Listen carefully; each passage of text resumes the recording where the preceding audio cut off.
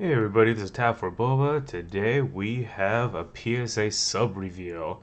Now, I know PSA is closed. These I sent off, I believe it was January 2026. Yeah, that's when I set this off.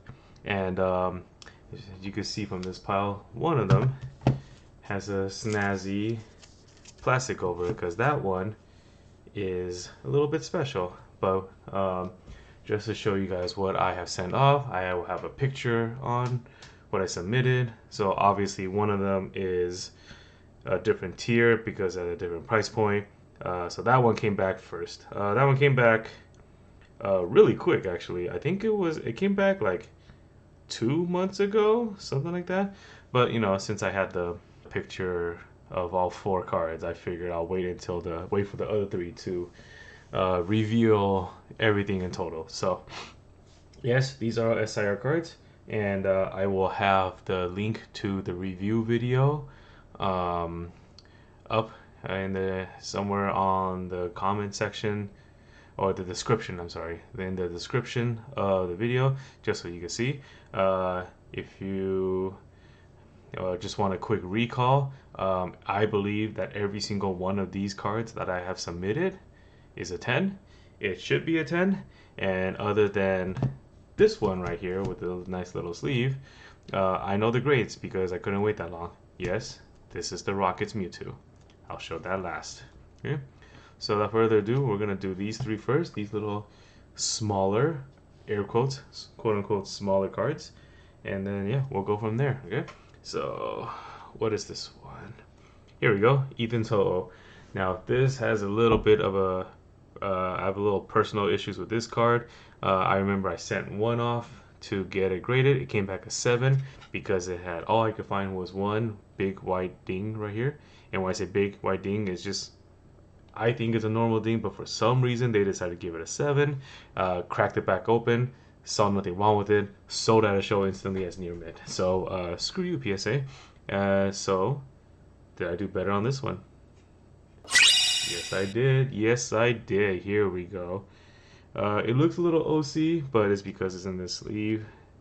It's crazy to me how PSA slabs don't hold the cards perfectly. This one, I believe I opened. I opened two Ethan Toho in person. This is the second one I opened, and was hoping for Cynthia's Garchomp or something better, but I was happy to not get a Yanmega EX SIR, so this is better than nothing, and I'm happy to say that this one got a 10. So here we go. Now if that's the case, then these two should be the Mega Latias. Yeah, these two should be Mega Latias EXs from Mega Evolution. Here we go, number one here. I don't see anything inherently wrong. Of course there isn't, because I did the review on this one. Yeah, I don't see anything wrong with this one. They should all be 10s. Let's see what we got.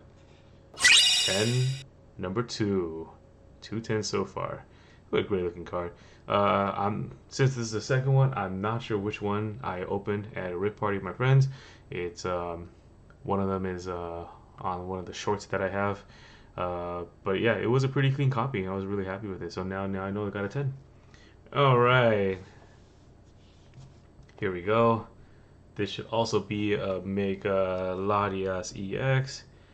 This looks somewhat similar. I think there's a little bit OC on this one. You can kind of see the bottom is a little bit OC, but I believe it's not that bad. So it's not my opinion that counts, it's PSA's opinion. So what did PSA say? Also a 10. Nice. It's a turkey in 10s. 3 10s. Alright. So now we got these three. Let's get to the main event. Team Rocket's Mewtwo. Now, I like this art better than the Center Heroes art, but not by very much. I think they're both great. I think Rocket's Mewtwo just perfectly, such a great card, with Giovanni on there, Mewtwo. It's awesome. So, did I get 4 for 4, or did PSA screw me over? And perfect. 4 for 4 PSA 10s. Here we go. That's what you like to see. It was worth the wait, I guess. I waited 5 months for these cards to get back to me. Totally worth it. Now, this has been in the PC for a little bit. This is the last card I needed for Destined Rivals, the big three, I like to call it. Here's two of them. Uh, Rocket's Mewtwo. Number two being the Cynthia's Garchomp, which I do have somewhere. And Ethan's Ho, the big three. Now, I have a small confession to make. These cards were cleaned. And when I mean clean, I really meant that there were some minor flaws, minor cosmetic flaws that I thought would prevent them from getting a 10. And after doing a little bit of cosmetics, it get cleaned up perfectly well. I couldn't tell the difference that they were clean, and I guess PSA didn't tell they were clean either. Now, what were the issues?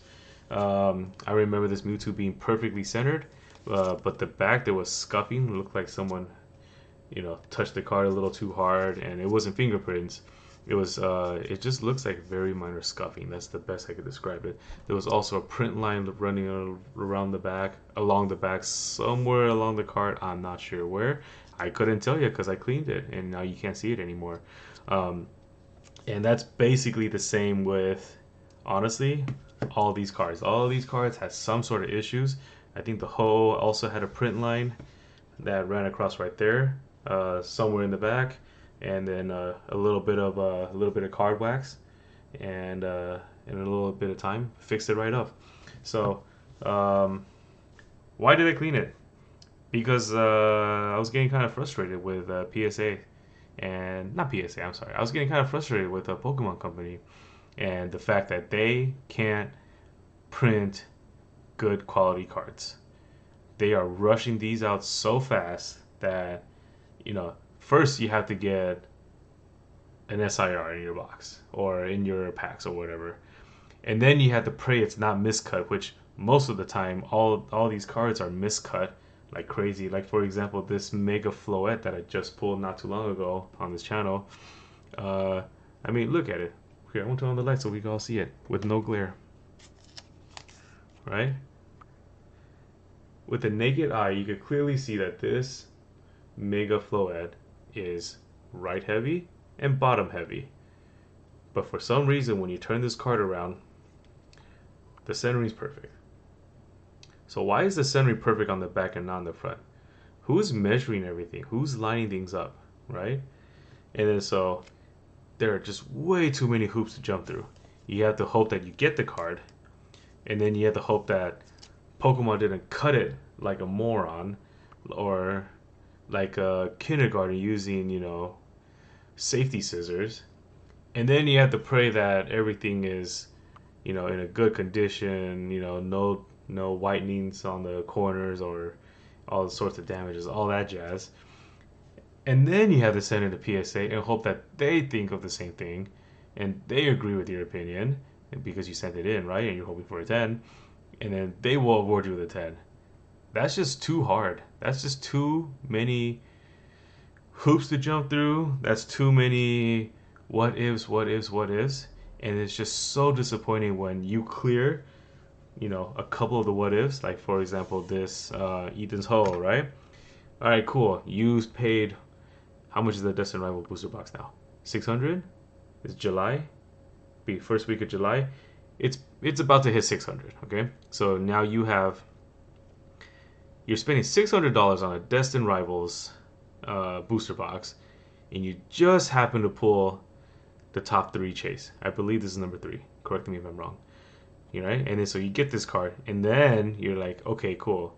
Is it set? And then you want to get it graded because why not? You want to spend. You already spent this much money anyway. You might as well go for it. And then everything is perfect. The centering is perfect. There's no edge wear. There's no corner dings. Just to find surface scuffs on the back, it's just all way too common, and it's just so frustrating, right? So, if I could skip it so I could clear that final hurdle and just do some light cosmetic cleaning, just literally clean it up, why not? No one could tell the difference. I guarantee you, if I handed a card to any grader, or anybody with the naked eye and told you I cleaned it, they couldn't tell. And literally, this is literally just for, just get that 10. Everyone wants that 10. And honestly, a little bit for my sanity, because after grading for so long and, you know, having the Pokemon quality go down so drastically over the years, it just kind of, I wouldn't say makes sense, but it just feels better to get that 10 if it's just a quick little cosmetic swipe. I remember I've been opening since 2016. I remember opening a booster box. Maybe 75% of the hits are gem and gradable out of the pack. They're ready to go. No scuffing on the back. Maybe maybe the 25% would have like a print line or something, and the but all in all, like most of the cards were pretty much gradable. So you get a good bang for your buck in terms of hits, and then you get it graded. You happen to get a good card. Comes back at 10, makes you feel good. Nowadays, I remember, I opened a booster box of, I don't know, Chaos Rising anyone that I just opened, and then you get this. And you get this Mega Floette that's, probably really clean. I wouldn't know. I didn't even bother checking. I just know it's OC, and there's nothing I can do about an OC card. You can't trim it. Pokemon would know, or not Pokemon, PSA will know. And you look at the back, and you're like, all right, cool, it's darn near perfect. And then you see the front that's just 2 OC, and then there you go. You can't get it graded. The value is whatever the market value of this as a near mint card is. You can't go any higher. You can't do any more with it. So it's just super beyond frustrating with the print quality these days. With PSA standards, they move the centering rules without telling anyone. We have to figure it out. And yeah, just a whole lot of headaches. So what I'm trying to say is, if you want to clean your cards, I think it's perfectly okay to clean your cards. Go get that 10. You deserve the 10. If it's just so close, if it's that little bit, go for it. If you find a card restore your older cards, and it grades a couple of grades higher, go for it. Why not? I mean, heck, it's even a risk for, let's just say I want to make some money, right? And I find a PSA 6 that has really good centering, some minor cosmetic issues that I believe that could be fixed. So you buy that 6, you crack it out of the case, it goes up maybe 1 or 2 number grades, and now it's an 8, and you make your money that way. Even that has a bunch of inherent risk. There's no guarantee that you could bump it up 1 or 2 grades. PSA is closed, and even then PSA is still gonna take a couple of months to even grade your card. Just too many hoops, too difficult, and no one wants to spend that time or the capital or the risk to try to grade up. I'm not saying nobody does it, but it has definitely crossed my mind as a possibility. And then thinking of what the process that should be done is just not worth it.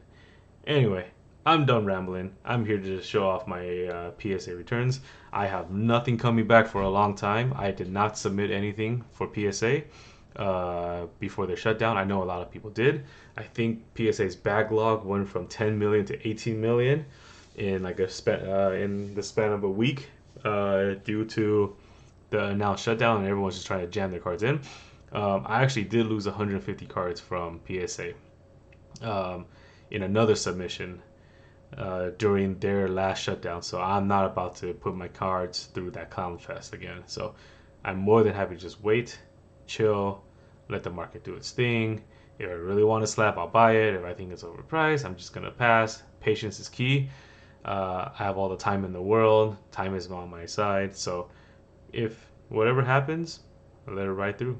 All right. Well, thanks for listening to me ramble on and on about PSA and slabs and etc. etc.